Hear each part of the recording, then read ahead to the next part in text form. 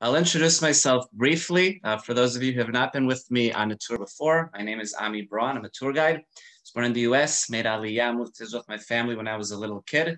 I've been involved in guiding and informal education for the last 20 years. Live in Jerusalem with my wife, Bikla, and baby daughter, Hallel, who might join us as a tour guide on the side from time to time, making noises in the background. Otherwise, let's get started. Hebron is an absolutely fascinating tour, and it's part of our series, our four-part series, which we are talking about the four holy cities of the land of Israel.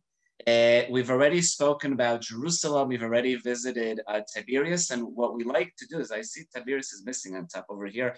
Apologize about that. I missed that one when I was cutting and pasting the PowerPoint from the other ones to this one. So this is supposed to say Tiberias over here on top. We coincide, we connect these four holy cities with the four powers of the world, right? Fire, water, earth. Jerusalem, we said, is fire when we visited the Jewish quarter because of the passion of Jerusalem is the capital for thousands of years, the Jewish capital. Tiberias is next to the water. It's next to the Sea of Galilee, next to the Kinneret. Next week is Tzfat and air. We'll talk about that next week. But this week we're in Hebron, which is earth. Why earth? Because the center point, what makes Hebron what it is what's in the background picture behind my head is Me'arat HaMachpelah, the cave of the patriarchs, the burial site of the forefathers and the foremothers. Where are the four holy cities and where's Hebron as we're traveling around the land of Israel? So here's Jerusalem, where we started in the Jewish quarter. Last week we went up north to Tiberias, which is next to the Sea of Galilee. Hebron is back south, close to Jerusalem.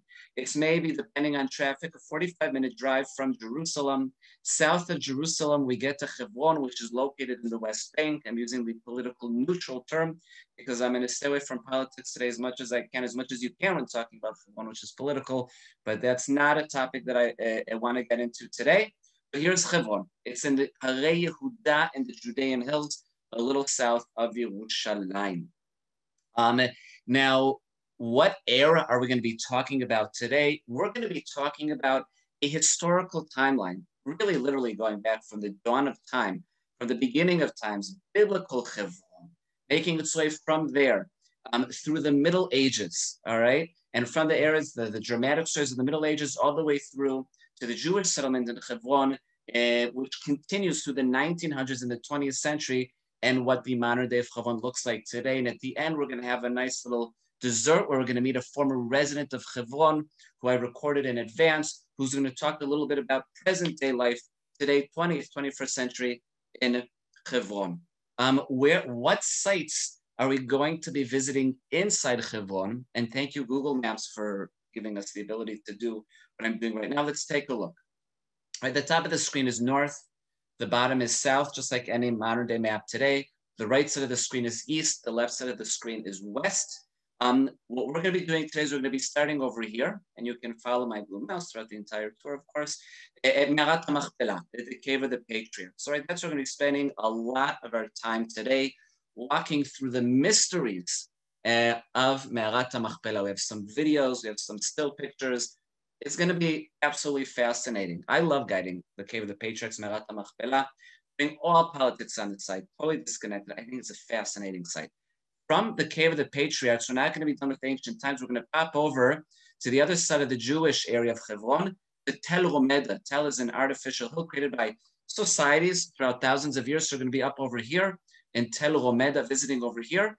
And then we're going to make our way into the valley, which tells the story of Jewish life in Hebron from ancient times, really through the Middle Ages, all the way to the modern day settlement. And that's this whole area over here that's in between the cave of the patriarchs on one side, this hill, and I'm saying a hill on purpose, the hill of Tel Romeda. We're going to talk about this issue of it being a hill on the other side, in the middle of the valley that tells the story of the Jewish settlement in the Middle Ages and of today. But to start with Hebron, en malasot, what are you going to do? We need to start with the Tanakh. We need to start with the story of the Bible, because that at the end of the day is the story, is the beginnings of Hebron.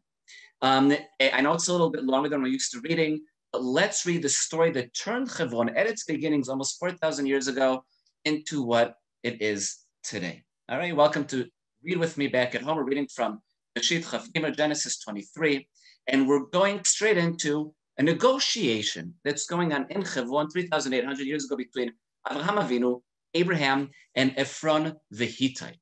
And here, let's join their conversation. Now, Ephron was sitting among the Hittites, and Ephron the Hittite answered Abraham. We're already in the middle of the conversation. Answered Abraham in the hearing of the Hittites of all who went in at the gate of the city. We have two people sitting. The Ephron the Hittite on one side, we have Abraham on the other side at the gate of the city. This is where negotiations are going on. And what is Ephron saying to Abraham? He's saying, "No, my Lord, hear me.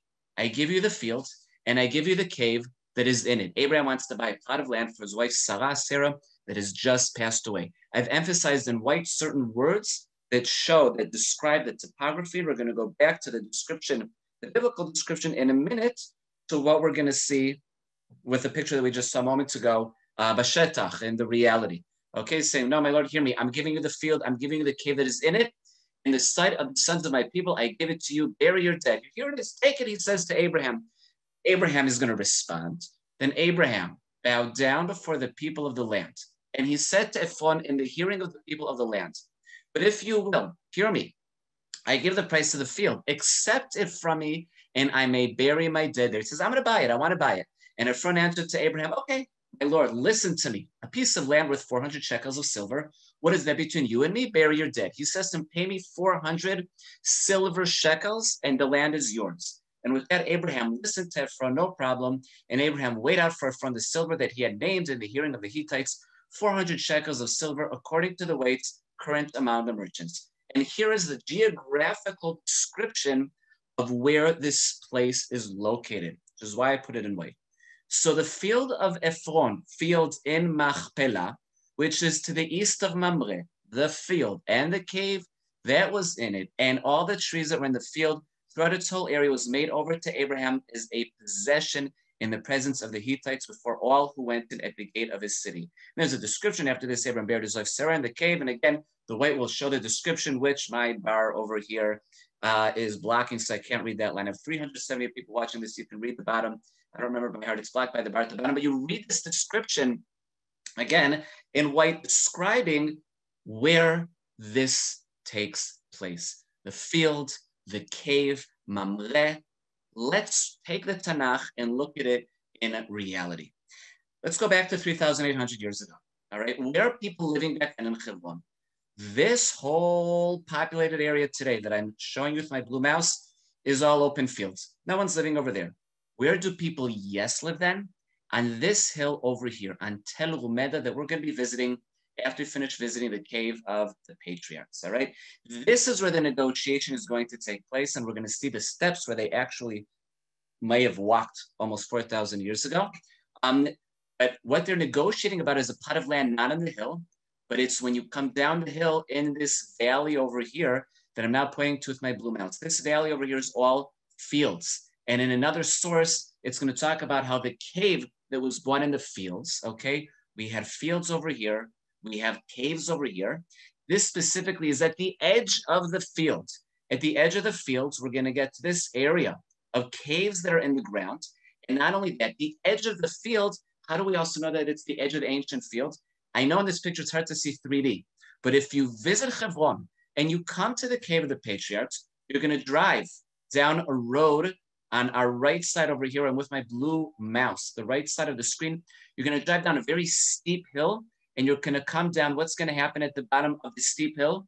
You're going to get to the edge of the field, to the area of the caves, all right? You drive down, then you drive back up again. I've driven it many times in vehicles and in buses. It's very steep. If you do with manual gear, you stay in first gear. I don't think you get to second when you're coming up that steep hill. So we have the field, okay? We have the field, we have the caves that we're going to be visiting at the edge of the field, and it says east of Mamre. Mamre today is going to be remembered by a name called Jabal Nimra. All around Israel, we're going to have ancient names that have been preserved for centuries by residents that have been living there for centuries. That is one of the variables that helps you know that a particular site that's mentioned in ancient sources, be it biblical or others, very possibly it'll fit to where we'll say it is today because the name has been preserved. Jabal Nimre, which is west of the Cave of the Patriarchs, is up in this direction over here. Okay, this is more like northwest of Me'arat HaMachpelah. So we have Mamre, we have Nimre, we have the field, we have the caves, we have the area, we have where the people lived. And now what I'd like to do is let's zoom in. I'm going to make sure my sound is on, and I want to welcome you myself to Me'arat HaMachpelah. Hey, welcome to Ami Israel Guide. I am now standing inside the city of Hebron, outside of this massive structure that's behind me right now that says Me'arat HaMachpelah, the Cave of the Patriarchs. This is the oldest complete structure. It's 2,000 years old that exists in Israel. And inside of it, who's buried? Avraham, Yitzchak, and Yaakov, Abraham, Isaac, and Jacob, and Sarah, Rivka, and Leah, Sarah, Rebecca, and Leah will be buried inside underneath this massive structure over here. There are so many stories and traditions and legends that are connected to this place. I would love for you to join me and guide you either virtually or physically through this site over here. Let's do a 360 and sort of see what's around us over here. We're turning around. You can see the olive trees back. I stopped this on purpose right over here. Little telltale sign. The artificial hill where the negotiation is going to take place, today called Tel Romeda, that we're going to be visiting later, take a look, is up in this hill direction that's behind my head. It's one of the reasons I did this 360 when I was there back in June, I think, right? It's up over here. When you come down from this hill, from the Tel, you come to this valley that's in between the hill where they used to live and where the Cave of the Patriarchs is, where I'm standing right now. Check out to some of the other parts of Hebron. And we're going to come around and finish here once again, a bit of the green, and back to Me'arat HaMachpelah, the Cave of the Patriarchs. And that was back in June. Had I known that we'd still be sitting here in Zoom back then, and still no visiting Israel, boy. Anyway, look, we're looking at the only complete structure in the world from 2,000 years ago that is totally complete, original from back then, from the very bottom to the very top. Yes, there's many, many structures that are much older than the Cave of the Patriarchs. But this 2,000-year-old structure is the oldest structure in the world that every single stone from bottom to top is still over there, and that's pretty cool. It's huge. On the safe side, it's size in meters. You'll forgive me if you think in feet, just times my numbers by about 3. 3.3 times it by 3. It's 65 meters long, okay? It is 35 meters wide. It's 20 meters high, and its stones are about 3 meters thick. This massive structure that we're looking at over here was apparently built by King Herod 2,000 years ago. I'm saying apparently because it's not written anywhere, but it makes sense because of the type of structure. It's very similar to what the Temple Mount looks like. These cornrows over here also on top, these built-in columns are similar to what used to be in the Temple Mount. It makes sense that it was here, but we don't know 100% for sure. Abraham and Isaac and everybody are buried underneath. I'll be talking about that in a minute. Soon enough, we're also going to be heading inside the structure over here and walking along. What's important to remember is when we're looking at Me'arat HaMachpelah, at the Cave of the Patriarchs, there are 3 floors, 3 stories that I want to talk about. The floor that we're going to be walking on when we go inside, and that's where we always walk when we go inside, is over here. I'm showing you right now with my blue mouse. I like to call this floor 0, all right? Ground level, if you want to call it that, although coming to a place like this, ground level has a whole new definition, but it's our ground level for argument's sake. I call this floor 0. Now that's where we're going to be walking around and we're going to be heading inside. Where we are going to be going today with a story underneath, but where we cannot walk on a daily basis, is what's called floor -1, which is down below over here. And we're going to discover a little bit what was down below over here.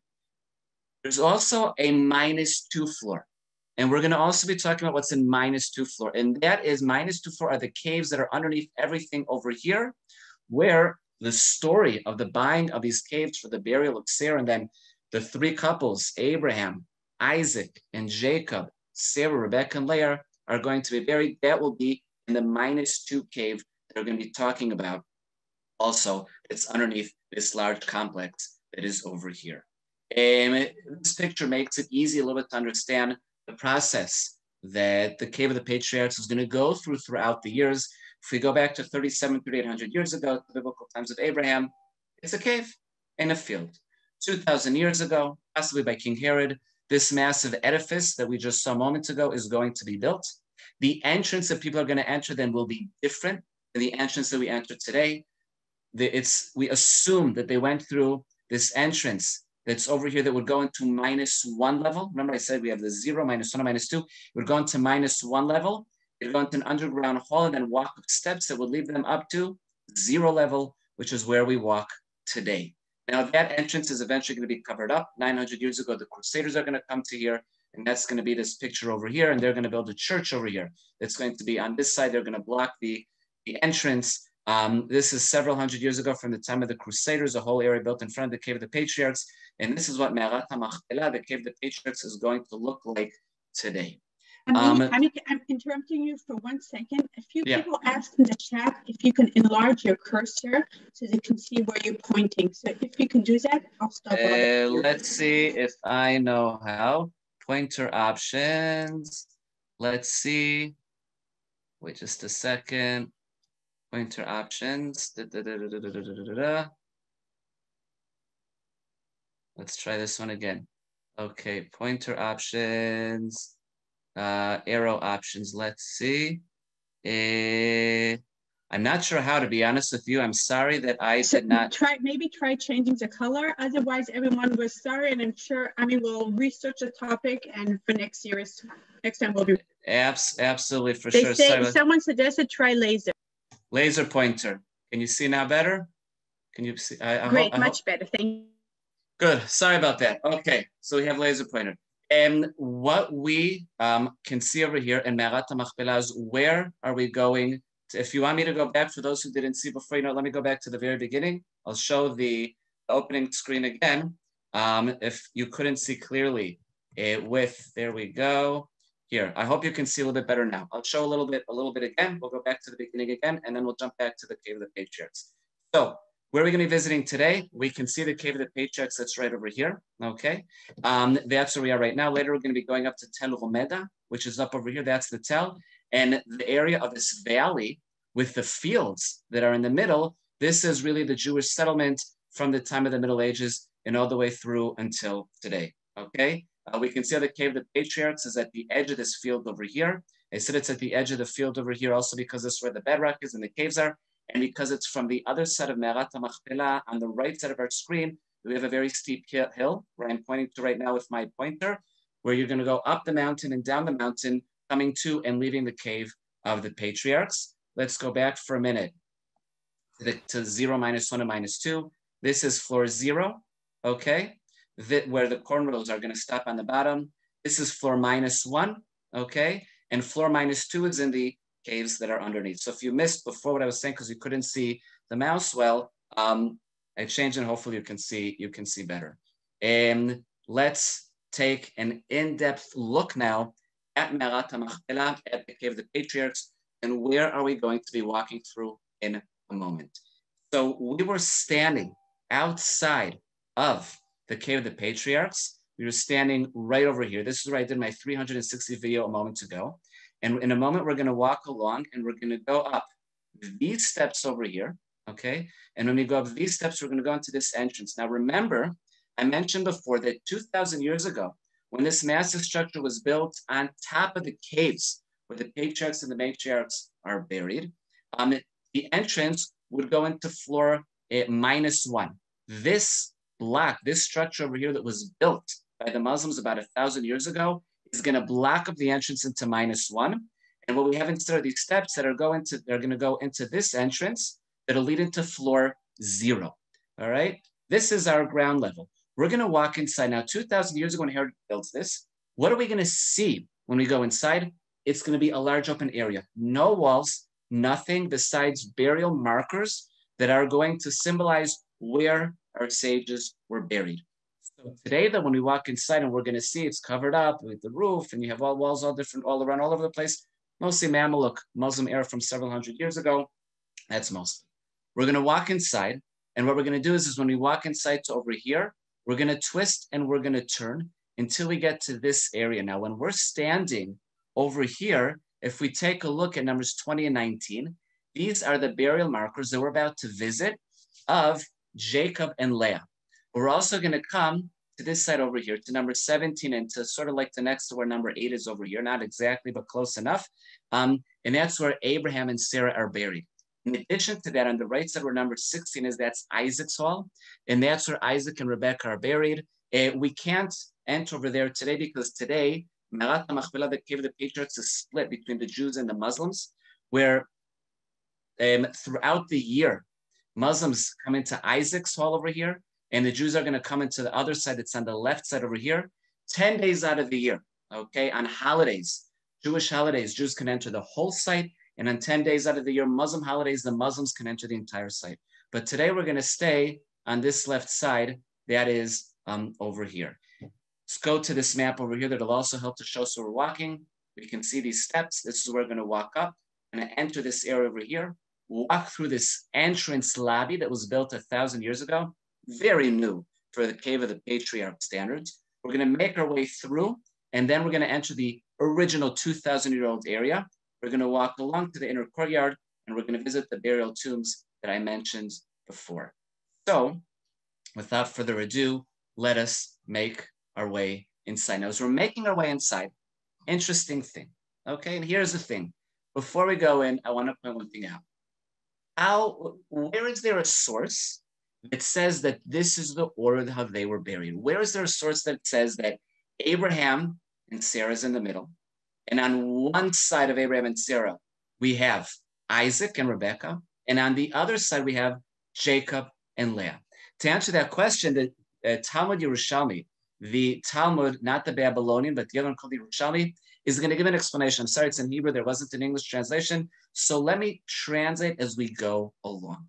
And they're going to be talking about in Roman times how people will sit around a table. How do you sit around a table in Roman times a couple of thousand years ago? So it says in Hebrew, Bizman shehen shalosh mitot. When you have 3 beds, you'd sit, you would lean around the table. Hagadol shebahen ule umeisev barosh. All right? Rosh ha'emtzait. The elder of the 3 people over there is going to sit, is going to come, and he's going to sit at the head of the table. V'hasheni lo lemala, right? The second person will sit above or to the side. V'hashlishi lo lemata, and the third person will sit on the bottom, underneath, or on the other side.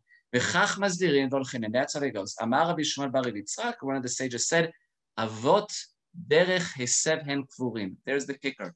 Our sages are buried in this order. How we used to sit in Roman times, the elder in the middle and the 2 younger ones on the sides. And we see that right over here.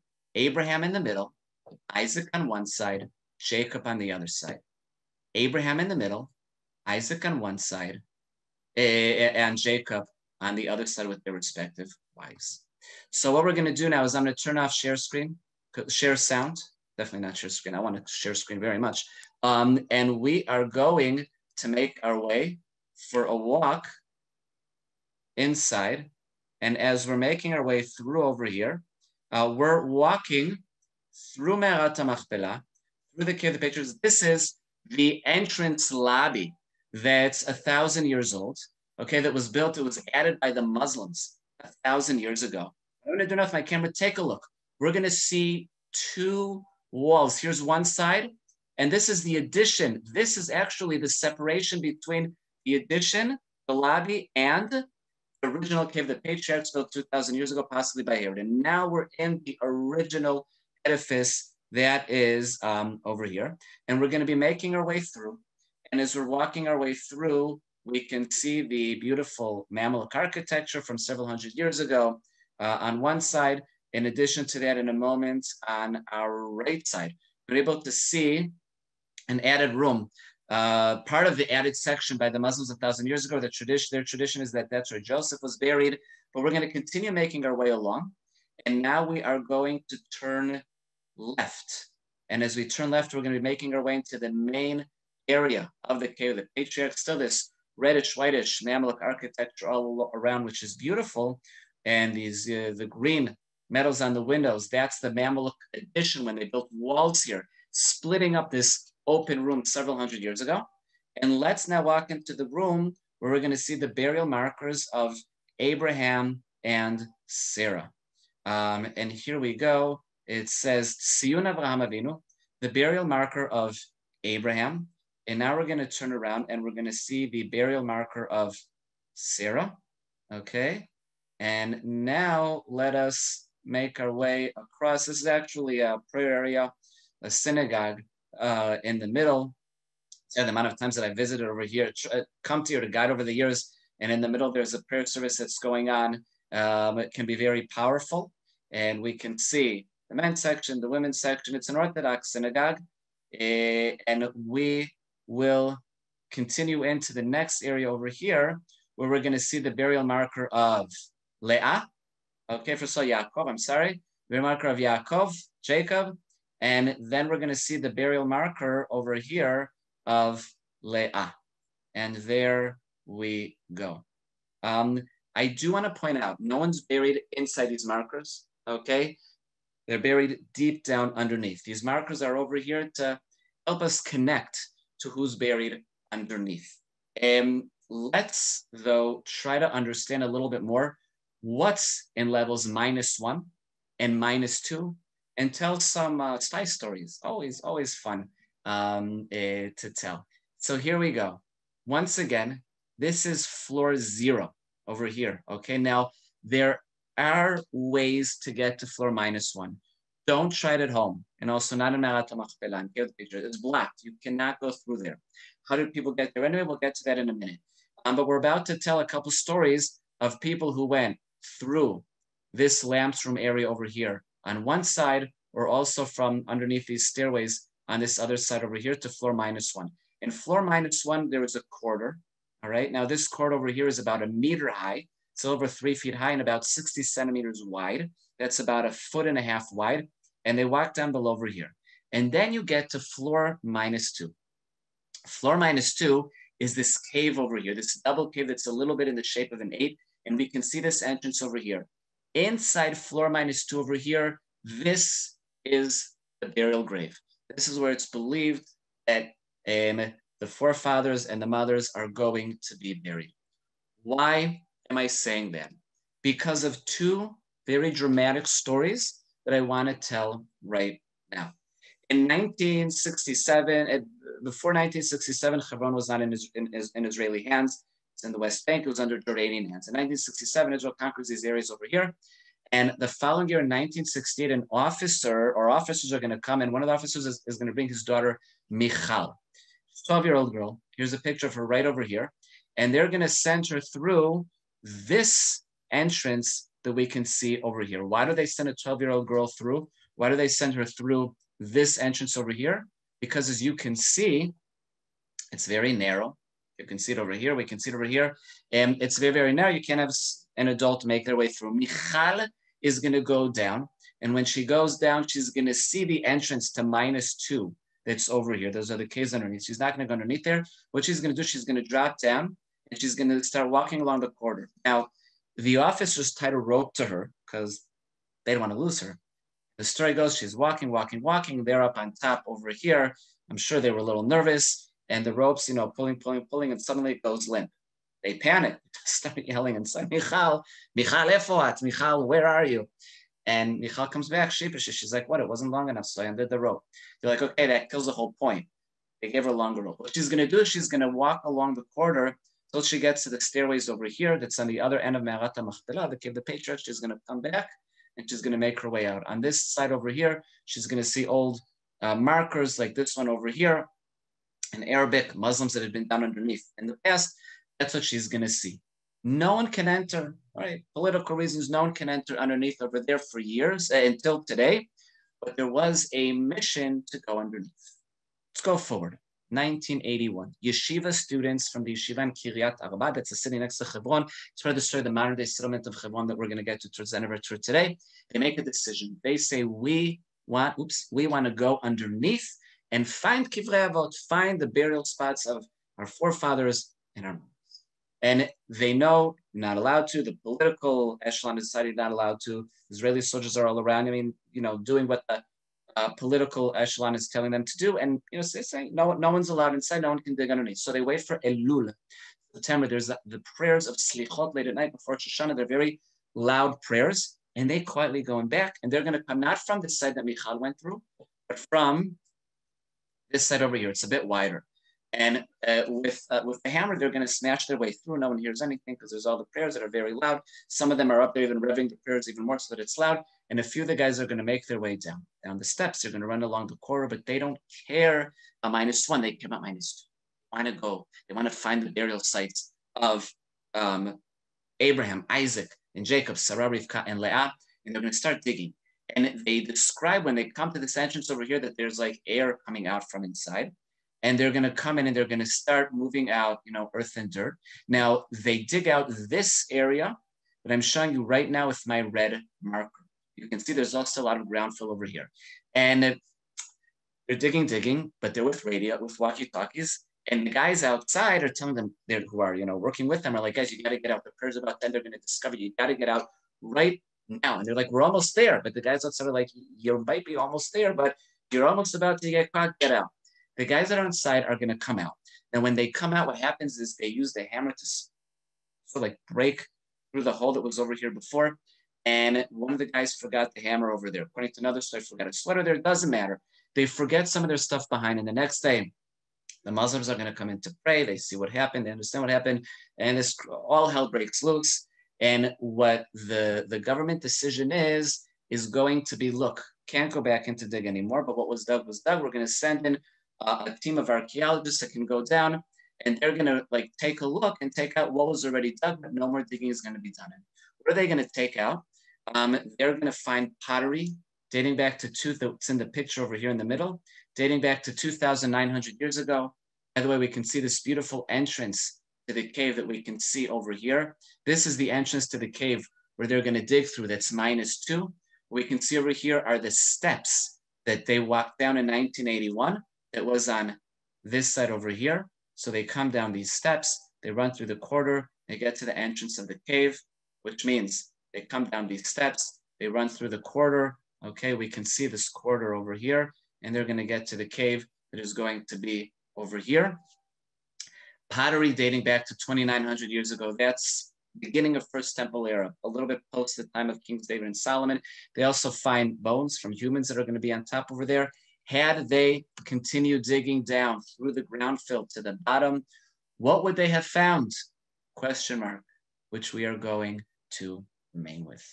Wow, was there more that I wanted to talk about the Cave of the Patriarchs? I think that's it.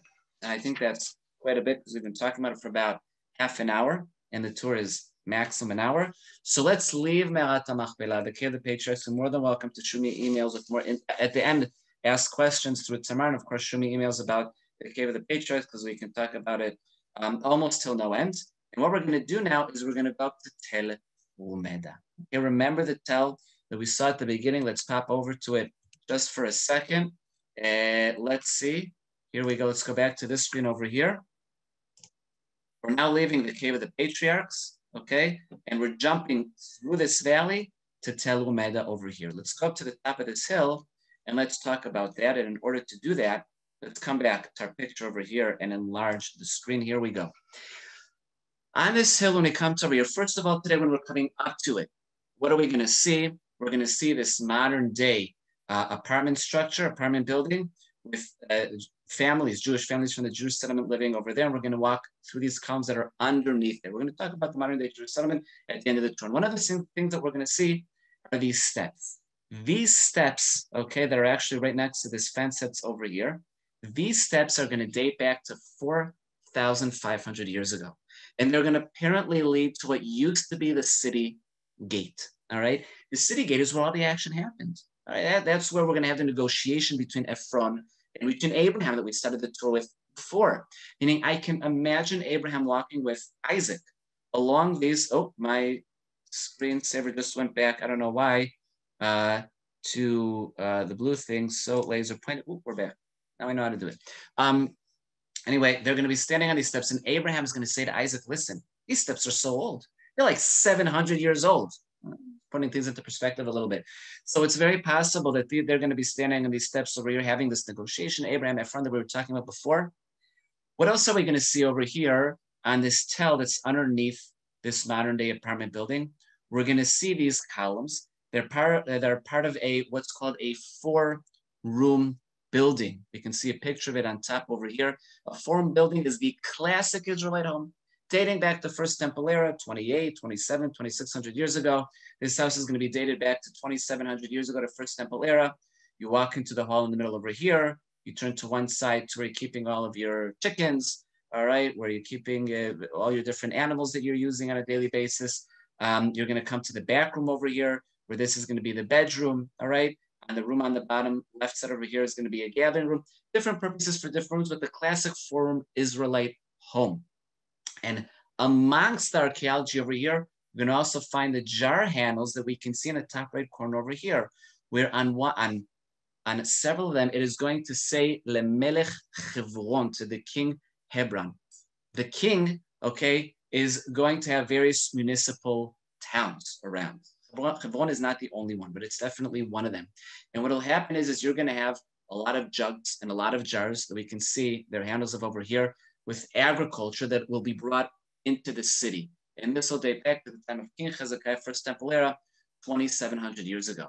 Another game-changing event in Jewish history that's going to happen over here is the story of King David, okay? That's going to happen. It talks about that it takes place in Hebron. What's Hebron? Hebron is this. Hebron is Tel Omer 3,000 years ago.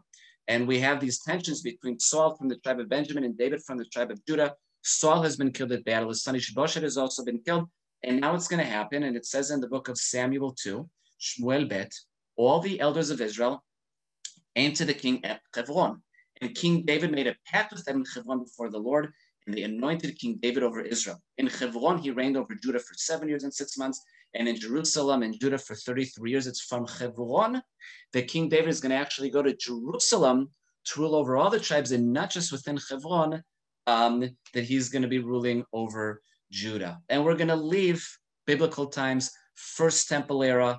The Jewish presence in Hebron is going to end at the end of First Temple era when the First Temple is destroyed. It'll return at the end of Second Temple era.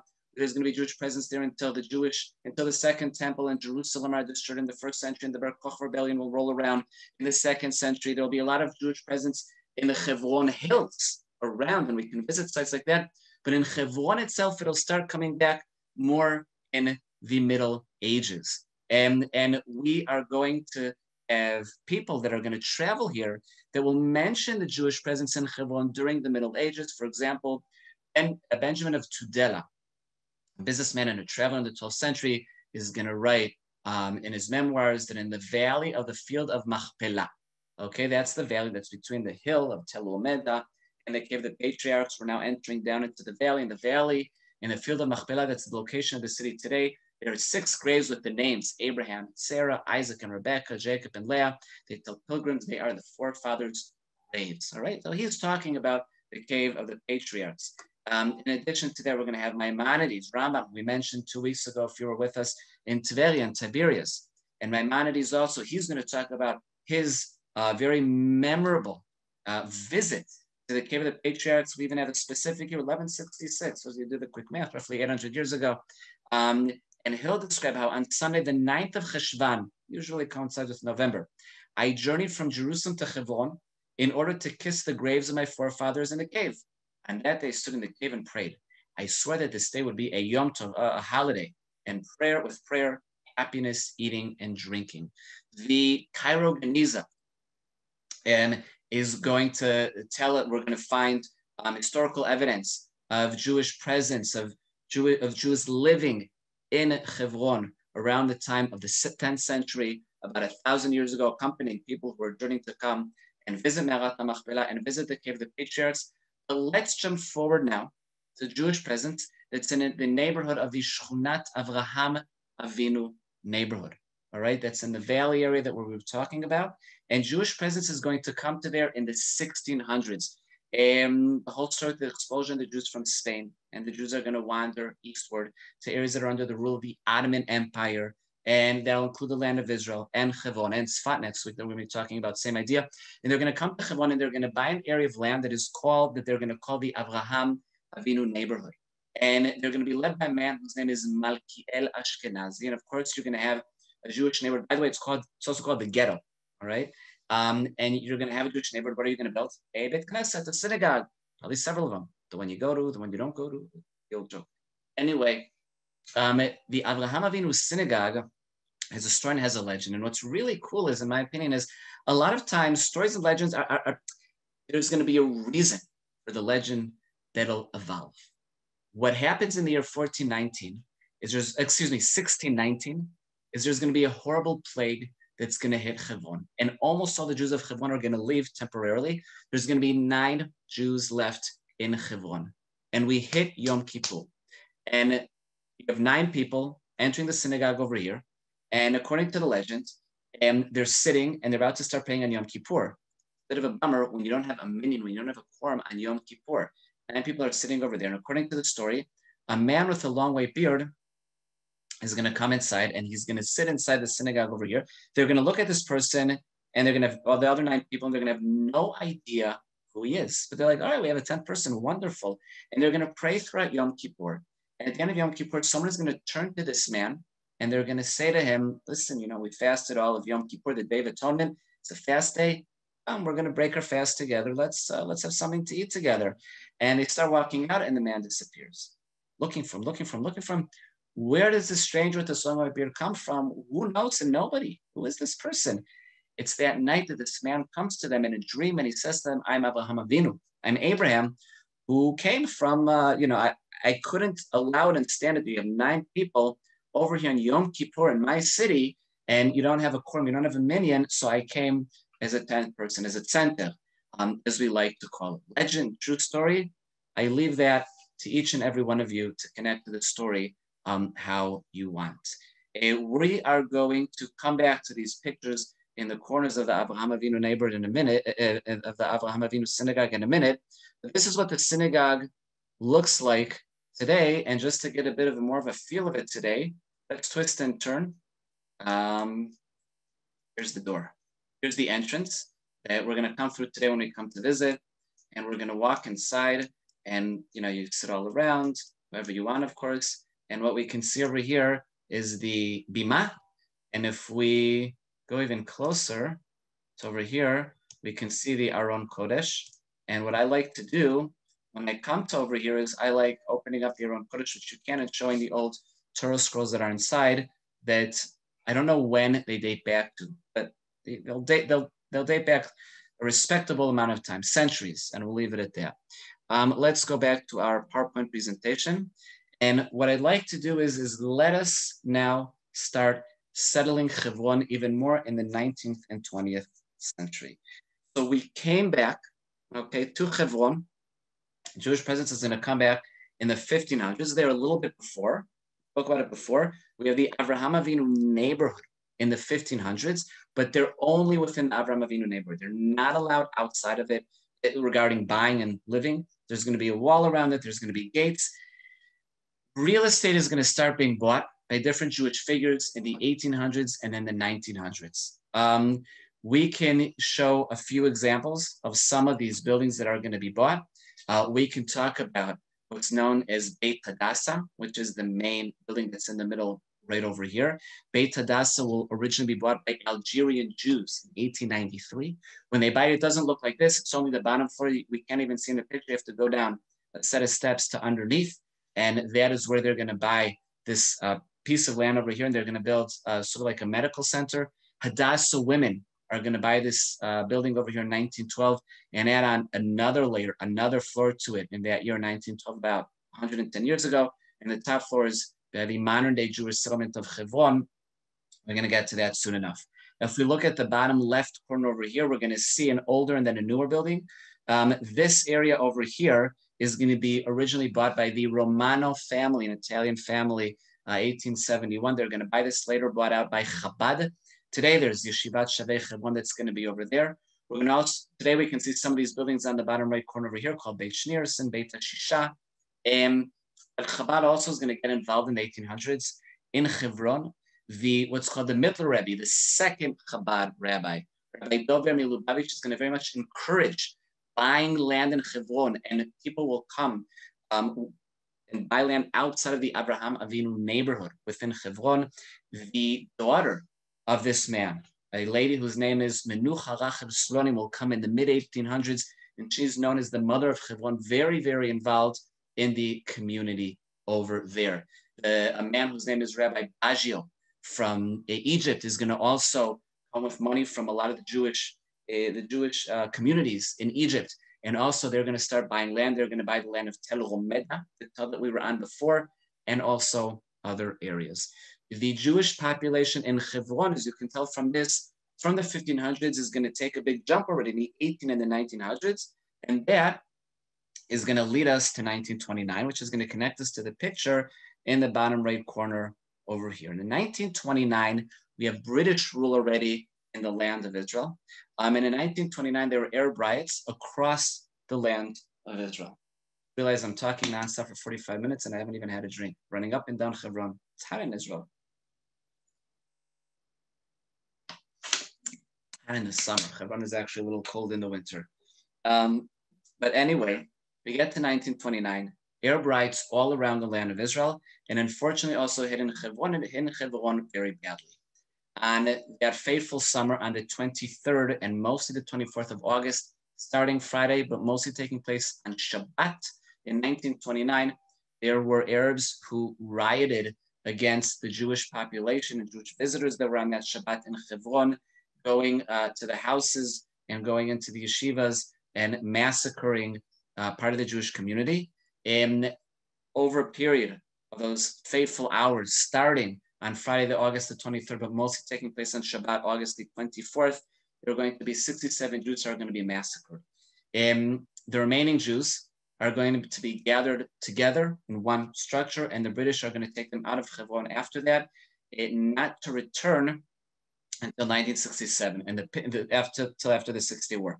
And the picture that we can see in the bottom right corner over here shows the Avraham Avinu synagogue after it was chulal, desecrated. That's the word that I'm looking for on that horrible, fateful weekend.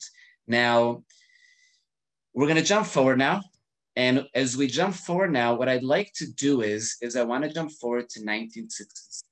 Okay, from 1929 to 1967, there are no Jews that live in Hebron. 1948, the state of Israel is created, but the West Bank is under the rule of the Kingdom of Jordan. Hebron is in the middle of the West Bank. 1967, Israel is going basically to end up with the West Bank being under its rule at that point. And the following year, in Pesach of 1968, led by, I'll start with the difference. So before I get to 1968, on Independence Day of 1967, which is 3 weeks before the 6th War breaks out, when nobody has any idea that there was going to break out, Rabbi Tzvi Huda Kook, who was the chief rabbi of Yeshivat Merkaz Harav, is going to get up and he's going to start saying, where are our biblical sites? They're not under our rule. Where is our Hebron? They'd had it that several weeks later, it's going to be under Israeli hands. Now, Rabbi Tzvi Huda Kook is leading the national religious right-wing political line of thinking, and he very much is going to encourage the settlement of areas in Judea and Samaria and Yehuda v'Shomron. I am purposely using the biblical term at the moment because I'm sort of entering the shoes of Rabbi Tzvi Huda Kook, and Hebron specifically because of the historical importance of this place. Rabbi Levinger, if I'm not mistaken, I know what he looks like, and I'm looking at this picture, and this definitely looks like him. So I'm pretty sure that this is him over here. In the picture, Rabbi Levinger is going to lead a group of Jews in Passover, Pesach of 1968, to a hotel. They're going to rent out a hotel where they're in Hebron, and they are going to celebrate Passover over there. And their idea is now to stay in Hebron. They can't stay in the hotel, so they're going to stay in the Israeli military installation with the Israeli army that's going to be over there. And the Israeli government doesn't give them permission to live in Hebron, the city, yet. But they say, look, we're going to build a city next to Hebron that's called Kiryat Arba. Today, it's a city of close to 10,000 people. It's going to be inaugurated in 1971, and Jews start populating the city of Kiryat Arba that is right next to Hebron. When I get in Hebron today, I drive through Kiryat Arba. I have to drive through it actually to get into Hebron. Now, how is fate going to have it that Jews will end up living in the city of Hebron itself? There's many stories. Let's say a couple of them. Let's start with the famous story from 1975, the story of Baruch and Sarah Nachshon. Baruch and Sarah Nachshon, in 1975, are going to have their 9th child, and they're going to name him Avraham Yedidia. Unfortunately, Avraham Yedidia is going to die when he's a few months old for death. And Sarah says, I want to bury him in the old Jewish graveyard in Hebron, which since 1967, Jews weren't allowed to bury anybody over there. This is a Jewish graveyard dating back to the 1500s, all the way through to 1929. And look, the political echelon says, look, nope, political issues were not allowing it. And Sarah Nachshon is adamant, and she's going to take her baby in her arms, and they're going to walk. And they're going to walk, followed by hundreds of people, and they're going to walk past the military outposts that are going to let them through, and they're going to get to the graveyard, and she's going to bury her son Avraham over there. And Sarah is going to say the following. She's going to say 4,000 years ago, Avraham bought this place in order to bury his wife Sarah over here. 4,000 years later, I am reconnecting to this place, and me, Sarah, I am coming back to and burying my son Avraham over here. That is going to be a key event that is going to take place regarding the modern day Jewish settlement of Kiryat Arba / Hebron in 1975. And now what I want to do is I want to jump forward to 1979. In 1979, look, today we can see these are places such as Beit Hadassah or Beit Romano / Yeshivat Shavei Hebron, or on the right corner over here, Beit Shisha or Beit Schneerson, where you have Jewish settlement today in Hebron. In 1979, there is no Jewish settlement over here. Some of these buildings existed, some didn't. I won't get into each particular one's history right now. That's not the point. But Beit Hadassah existed, at least the bottom half of it over here. And in 1979, the wife of Rabbi Levinger, Miriam Levinger, she is going to lead 10 women and 40 children, their own children, 1979 at night, quietly into this building over here. It's an empty building at that time, without anybody noticing. And the following morning, it's big news that they came into this building. They weren't supposed to, they weren't allowed to. The government doesn't want Jews at that point settling in these sites in Hebron. It's political. And the government is going to make a decision. They're going to say, look, we're not going to evict them, we're not going to take them out, but if they leave, they can't go back. And we're going to only allow like the most minimum of minimum things that can come in, water and food. And despite the very difficult conditions, Miriam Levinger and the other women, along with 40 children, are going to live there for about a year through 1980. What's going to change within the political atmosphere that will have the Israeli government at that time in 1980, yes, decide to allow Jews to live permanently in Hebron and have them build some of these apartments and these buildings that we can see over here, or fix up what had been before? It is 2 terror attacks.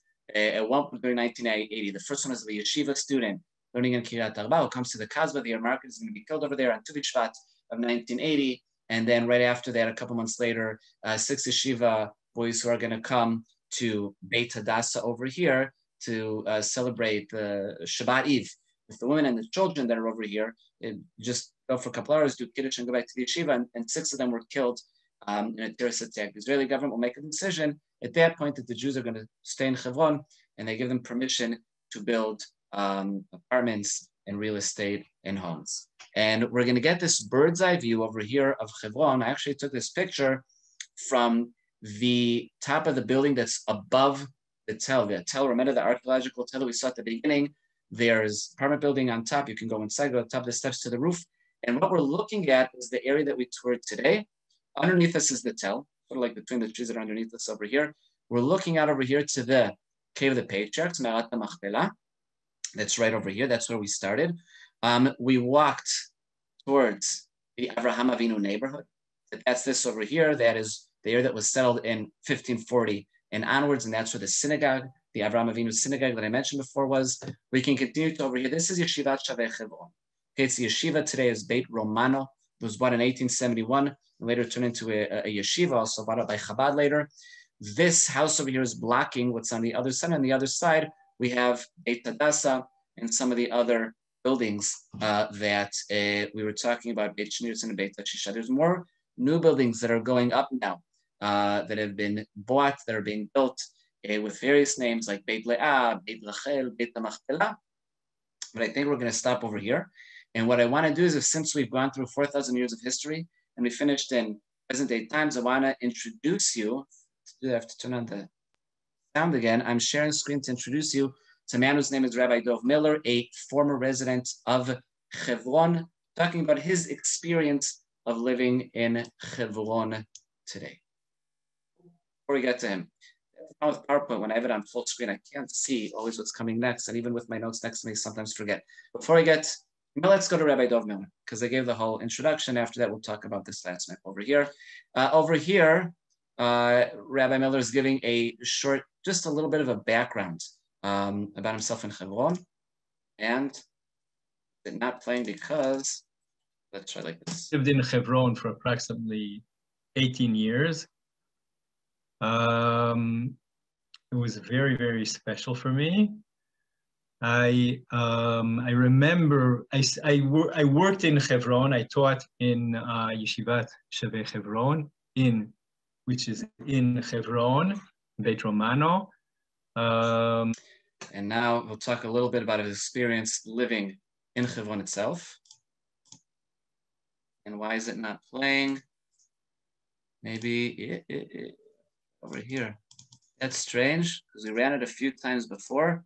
Bear with me 1 second. Let me go back to my regular pointer.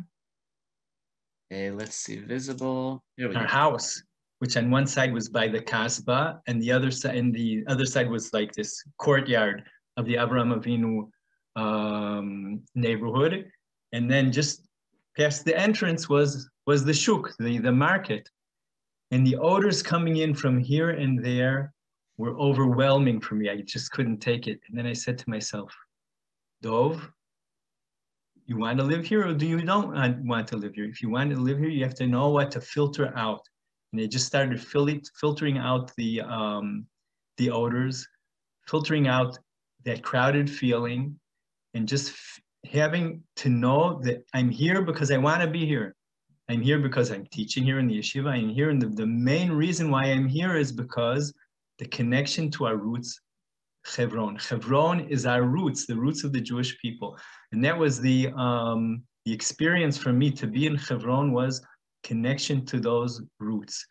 And if living in the Avraham Avinu neighborhood, which is in the name of Avraham Avinu, and the Beit Knesset, the ancient Beit Knesset there in the Avraham Avinu neighborhood on his name, Avraham Avinu's Beit Knesset, or afterwards living in the Beit Hadassah area, Beit Schneerson and Beit Hashisha, was always that connection with our roots, the roots of the Jewish people, the roots of our connection to the land of Israel at all. I think that's where it starts. And just finishing with the story, and then we'll show the map and open up the questions. For Rosh Hashanah, everyone talks about where they're going to. People for Rosh Hashanah want to get the bracha from their parents, grandparents, etc. Who they're going to, who are they going to pray with, etc., etc. And everyone had what to say, and so I said also, well, I'm going to pray with my grandparents. And they sort of looked at me, and they knew that I came to Israel from Chutz La'aretz. My family's in Chutz La'aretz. It's like, what? You're praying with your grandparents? And he said, yes, in Marat HaMachpelah. I'm praying with our grandparents, Abraham, Yitzchak, Yaakov, Sarah, Rivka, and Leah. That's where I'm praying with our grandparents. It was, for me, I don't even know if, when I said it first, our grandparents, I understood how much it meant to me. When I explained what, then it was really, really strong inside of me. And then afterwards, when I actually prayed in that night, the Rosh Hashanah night in Marat HaMachpelah, was really, really very, very strong. That feeling of they're here. What's the word in English? Nochach, eminent, being. So that's Rabbi Dov Miller. Where's the Jewish settlement today within Hebron? H1 is the Palestinian Authority area. H2 is the Israeli ruled area. But the Jewish area, the area that Jews are allowed in, is 3% of Hebron today. We enter, sorry, I'm using the blue mouse now. Just so briefly, we enter from this road, make our way along, okay, until we get to where it says Kasbah. We don't enter the Kasbah, but the green area that's like a finger sticking out over here. And on the map on the right side, we see the sites we visited today. So anyway, as like I always say, you're welcome to be in contact with me afterwards. Here's my email, questions, comments, remarks, and I'll stop share and open it up to questions. Ami, thank you very much for that fascinating tour. Geographically, it might be a small area, but definitely a lot of things happen there. So different questions came up. I'll try and not miss any. First of all, a few asked, why did you not mention Rachel? Where is she? Excellent question. She's in Rachel's tomb. She's not buried in the Cave of the Patriarchs. Right south of Jerusalem in Bethlehem, we have Rachel's tomb, and she is buried over there. That's why I did not mention her. Yeah. There's quite a few questions about Jewish life today in Hebron. So I know we won't go deep into that. If you have some numbers, how many people live there? Are there any secular Jews, only religious? Maybe a few words. Right. There's 1,500 Jews living today in Hebron. Most of them are settled people. Settlers that are living over there, Israeli citizens that are living over there. A few hundred, I would say, if 400 or 500 max are going to be yeshiva students that are there temporarily during the yeshiva that I mentioned before. People who live in Hebron are going to be right-wing religious citizens of the state of Israel. They will be religious. There will be, their beliefs are going to be very strong to the right side of the political map in Israel. And that was one of the reasons why I wanted to bring he's a former resident. I wanted to bring a resident / former resident, doesn't matter, same idea. I wanted to bring someone, which is why I interviewed Rabbi Dov Miller to get a bit of a feel of the population that's living over there. So you got a bit of a feel of who's living over there today. Okay. David Goldfarb wants to know about bones found at Marat HaMachpelah. You said, you mentioned bones were found there. Do we know if the site was used for burial in besides the Avot and Imot in ancient times? Sorry. It makes sense that yes, it's a question that you can't answer 100% for sure. But look, if you found bones at the top of that area that we were talking about before, dating back to 2,900 years ago, it'll make sense that it was there. Also, others were buried over there. That's the best answer that I can do. Okay. Just a minute. I mean, I'll say in general, I'll add on to that, sorry, a little bit more. It's a classic burial site, okay? You would bury like that in caves in ancient times. You would lie people down on the side, and then eventually, after a certain amount of time, you take their remains and you'd put them into another cave on the side next to it where you'd have a lot of remains of people, and you'd roll a stone to cover it up. So it makes sense that that's a burial site. Yes, sorry, Tamar. What's the next question? Okay, it's fine. Why did Herod build the structures? Is the issue of defense involved? It's a little too large to be merely covering the caves. The question is, did Herod really build it? And that's a whole topic in and of itself, which I was very careful when I said Herod. If we knew for sure that Herod built it, I could try and give an answer. But here's the weird thing. It looks like a classic Herodian structure, without getting into the architecture, classic Herodian. There's one small problem. It doesn't say anywhere that Herod built it. And the historians from back then, like Josephus Flavius, and who's very famous, and Nicolau of Damascus, who's not so famous, but also wrote a lot, they write very much in detail about what Herod built and what this and what that. And Josephus talks about the structure. He mentions the burial markers. He mentions just the burial markers. He doesn't talk about a huge structure. He doesn't say a word about Herod. It doesn't say anywhere that Herod built it. So I say it makes sense that he built it. That is the belief in mainstream academia. We don't know for sure that he built it.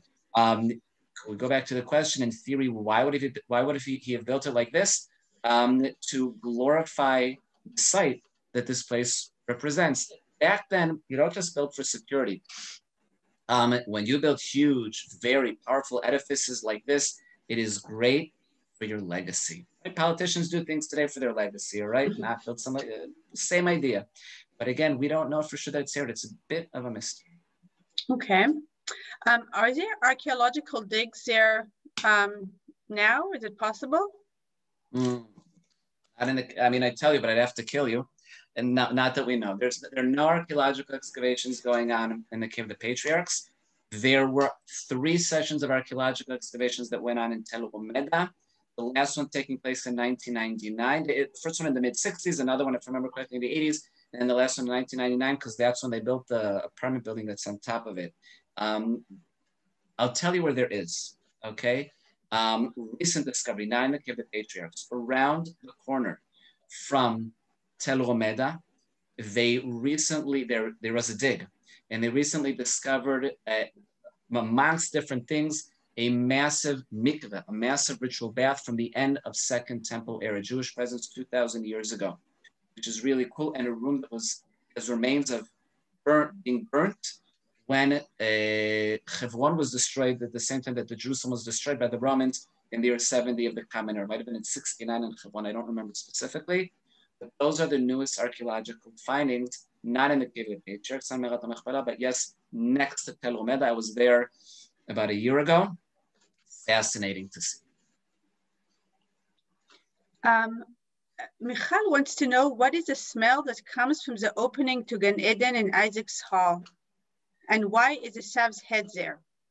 We're going to legends now. Great question. Oh, yeah, let's share screen for a minute. Let's go back. Let's have a little bit of fun. Besides my huge love for baseball. Wait, escape. Trying to get back. Where are we? Why is it not escaping? Hold on a second. Let's go back to our pictures. Okay. Pitcho Shel Gan Eden, the entrance to the Garden of Eden, that'll be this little hole over here where Michal went through this over here. And it's, there's a lot of stories and a lot of legends about Hebron. There's no smell coming out of there. But this, which is on the side of Isaac's Hall, is the hole where if you go down, that's where Michal went down, you go down below, and down below we get to -1, and that'll lead to -2 over here, to this cave over here. Pitcho Shel Gan Eden, the entrance to the Garden of Eden, in the Zohar, the book of Kabbalah, it'll say that Me'arat HaMachpelah, the cave of the patriarchs, is Pitcho Shel Gan Eden, the entrance to the opening to the Garden of Eden. It's the site also where Adam and Chava, Adam and Eve, are going to be buried, according to the Zohar, according to the beliefs of Kabbalah. So that is what we talk about, the entrance, the hole for the entrance to the Garden of Eden. I was there on that side of Isaac's entrance a couple of years ago on Chol Hamoed Sukkah, when it's open to the whole structure is open to Jews, and you sort of come to there and people try to breathe the air from there because they feel it gives them strength. And so that's a little bit regarding that. Smell is regular. I can tell you that. I tried it. And a Sav's head. Let's stop sharing right now. The story goes that when Yaakov, Jacob, was being brought to be buried over there, he's brought away from Egypt, the whole family comes with him, they're about to bury him over there, a Sav is going to come, he's going to say, no, I'm the one that's supposed to be buried over here. And the whole argument commences. And then, without getting into all the details of the argument, Jacob's grandson, Hushim, who was the son of Dan, who was the son of Jacob, he was hard of hearing. And he's like, what's going on? Why is there a holdup? Why don't they bury my grandfather there? And they said, well, Esav is having a whole legal argument that he should be buried there. So Hushim, the grandson of Jacob, came and lopped off Esav's head, rolled into the cave over there. That's the story. Okay. There are quite a few questions regarding how many Jews live in Hebron versus how many Arabs live there. 1,500 Jews live in Hebron today. 200,000 Jews live. 200,000 Arabs live in Hebron today. In 1929, during the massacre, 800 Jews lived in Hebron and 20,000 Arabs lived in Hebron. Okay. I think we're going to end with these numbers, and we invite everyone to join us next week as we head north up to Tzfat. And I'm sorry, we didn't answer all the questions, but you're welcome to email Ami. Definitely. And you'll get a personal response from him. Absolutely. And thank you very much, Ami. It was fascinating, and we hope you all join us again. Good evening, everybody. Good evening.